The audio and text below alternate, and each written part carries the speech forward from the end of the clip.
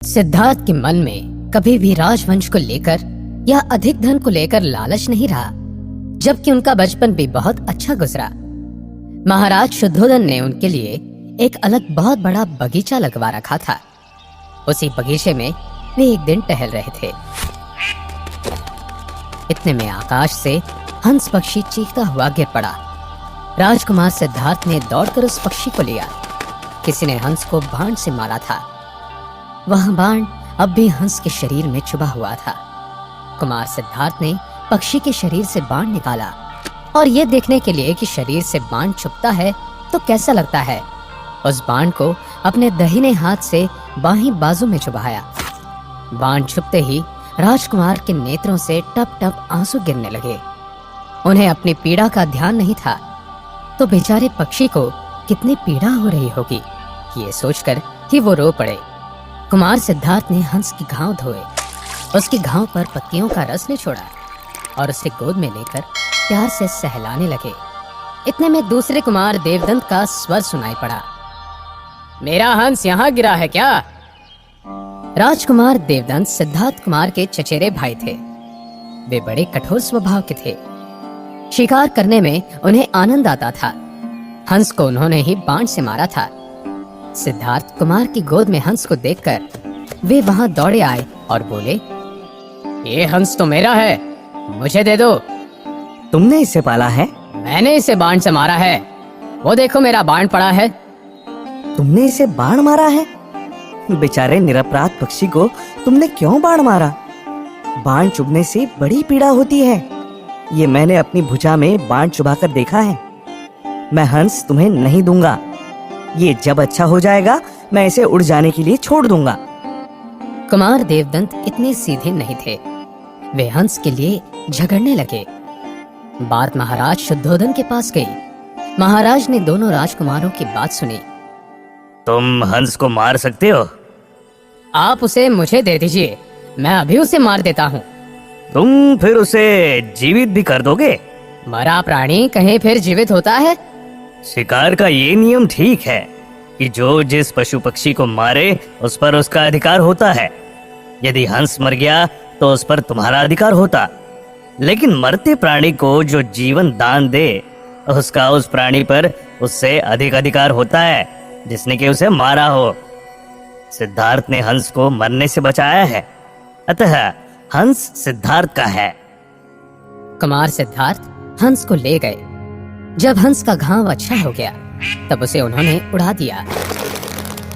आप इस बात से अंदाजा लगा सकते हैं कि उनके हृदय में किसी के प्रति दया की भावना कितनी ज्यादा हो सकती है।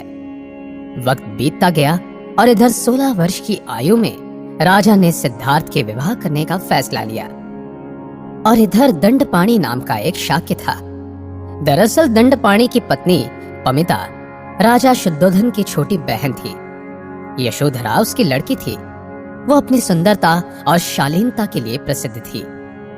यशोधरा अपने 16वें वर्ष में पहुंच गई थी और दंडपाणी को उसके विवाह की चिंता थी। प्रथा के अनुसार दंडपाणी ने अपने सभी पड़ोसी देशों के तरुणों को अपनी लड़की के स्वयंवर में सम्मिलित होने का निमंत्रण भेजा।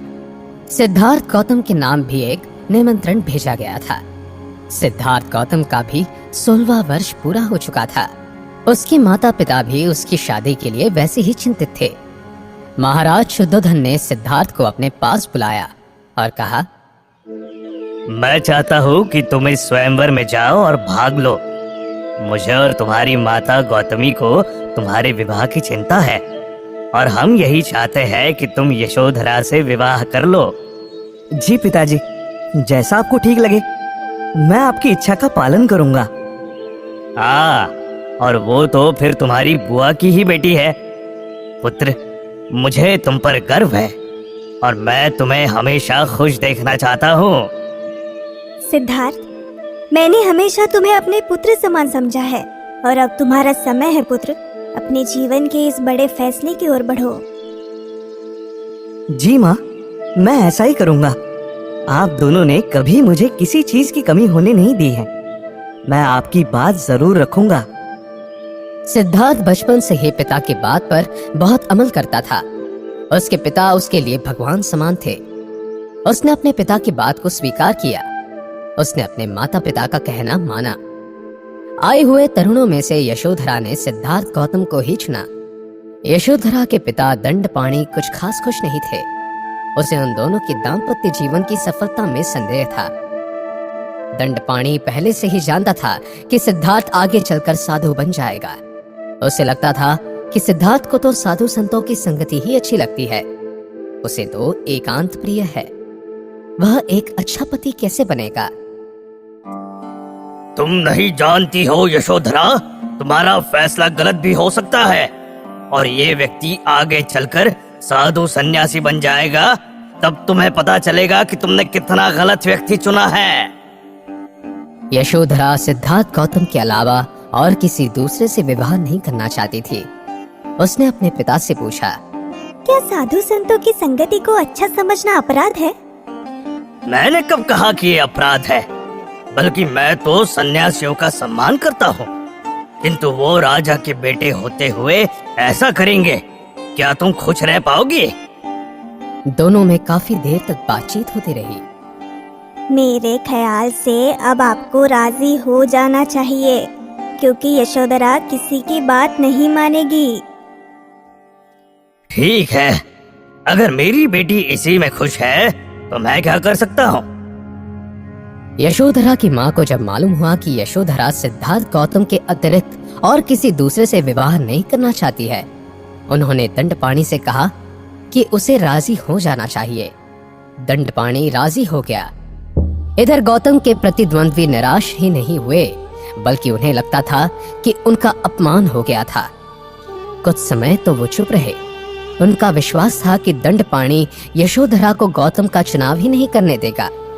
उनका उद्देश्य यूं ही पूरा हो गया।